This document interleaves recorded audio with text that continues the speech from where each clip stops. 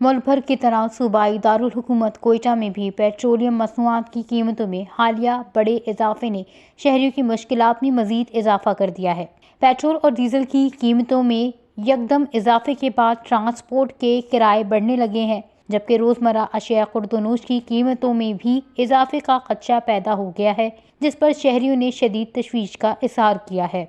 शहरियों का कहना है कि हमारे वज़ीर-ए-आज़म साहब इस पर थोड़ा कंट्रोल करें, क्योंकि हम लोग गरीब आदमी मेहनत मजदूरी करते हैं।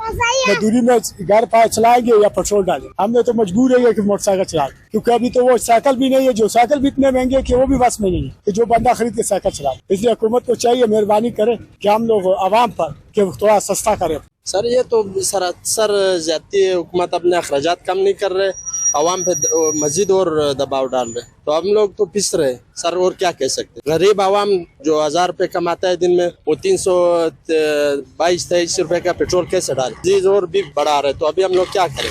बस गरीब का जिंदगी बहुत मुश्किल से गुजर रहा है। इधर आमदन इतना नहीं है जो दिन ब दिन महंगाई होता है। बस क्या करें, अल्लाह इन लोगों को हिदायत देवे। मतलब यही है जो बस सस्ता हो जाए, ये महंगाई दिन ब दिन बढ़ रहा है, इससे गुजारिश है कम हो जाए तो अच्छा है। अपने अखराजात क्या कम करे, बस जियो और जीने दो भाई, हम इतने कह रहे हैं, बस यही मुतालबा है हमारा, और क्या मुतालबा है। अभी तो ईद आ रहा है, बच्चों की शॉपिंग है, कपड़े ये वो, कहाँ से बंदा पूरा करे। 320 रुपए का पेट्रोल मिल रहा है।